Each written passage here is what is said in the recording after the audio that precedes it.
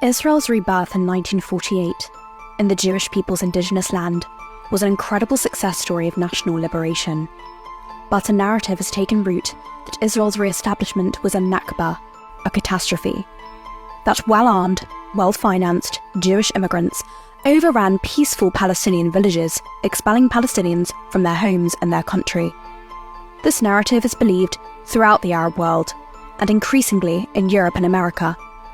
If Israel was born in original sin, if the Jews really did ransack placid villages, murder children in front of parents and parents in front of children, and expel the rest, then Palestinian hatred for Jews in Israel and their refusal to make peace would be understandable. But it's nonsense. Israel was not born in original sin. With a few exceptions, there were no expulsions nor any policy of harming innocents. On the contrary, as early as 1937, Israel's founding father, David Ben-Gurion, wrote to his son, "We do not wish and do not need to expel Arabs and take their places. All our aspiration is built on the assumption, proven throughout all our activity, that there is enough room in the country for ourselves and the Arabs." In 1947, even after much violence and conflict, Ben-Gurion's core beliefs about living in peace with the Arabs hadn't wavered. In our state, there will be non-Jews as well, and all of them will be equal citizens, equal in everything without exception. The attitude of the Jewish state to its Arab citizens will be an important factor, though not the only one, in building good neighbourly relations with the Arab states. Despite the Jews' attempts to live peacefully with their neighbours, the Palestinian Arabs' primary leader, Grand Mufti Haj Amin al-Husseini, chose to make common cause with the Nazis.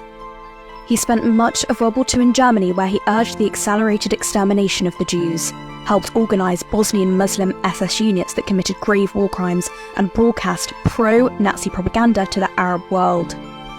Though the Mufti's actions directly implicated the Palestinian movement in the Holocaust, the Jews still tried to reach an accommodation with their Arab neighbours. In 1947, the United Nations voted to partition the Palestinian Mandate into two states, one Jewish, one Arab. The Jews agreed, despite their deep disappointment at how little land they would receive.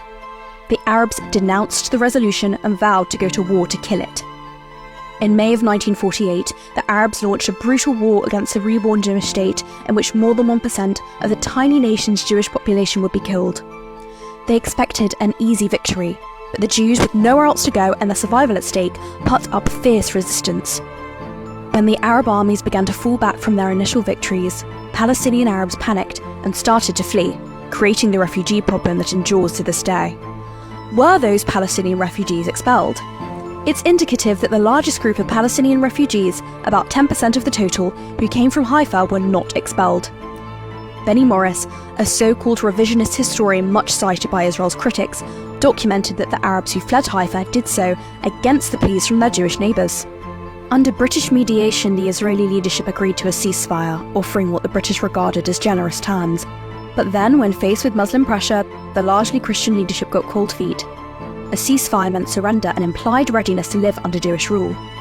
They would be open to charges of collaboration and treachery, so, to the astonishment of the British and Jewish military and political leaders gathered on the afternoon of the 22nd of April at the Haifa Town Hall, the Arab delegation announced that its community would evacuate the city.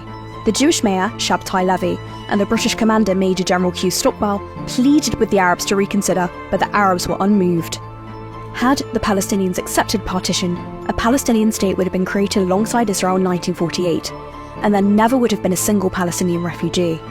Palestinians have repeatedly refused statehood offers after 1948. In 2000, the Camp David peace talks hosted by President Bill Clinton resulted in a peace plan known as the Clinton Parameters. Despite the vast concessions the plan required of Israel, Israeli Prime Minister Ehud Barak accepted. Palestinian leader Yasser Arafat refused, returned home, and launched a new terror campaign against Israeli civilians, the Second Intifada, in which more than 1,000 Israelis would be killed. Despite the violence, Barak persisted, expanding the Clinton Parameters with an Israeli proposal at Taba. Arafat refused again. Israel tried to make peace once again in 2008, going beyond the Clinton proposal, with a plan that would have annexed major Israeli settlements, given equivalent Israeli territory to the Palestinians, and divided Jerusalem. Tens of thousands of Jews would have been uprooted. A preliminary agreement was even reached on the Palestinian claim to right of return. Palestinian Authority President Mahmoud Abbas turned it down. History shows that Palestinian leaders have rejected every chance at a state of their own and caused most of their own problems. But thanks to endlessly repeated propaganda, many in the West act as if Israel caused the Palestinian refugee problem. As if Israel is the one that refuses to make peace. As if Israel stands in the way of a Palestinian state. The Palestinian Nakba narrative is a myth that turns history on its head. It turns victim into perpetrator and perpetrator into victim. This myth does nothing but encourage the Palestinians to continue rejecting compromise and peace. It ensures more suffering and death for Israelis and Palestinians. Enough is enough.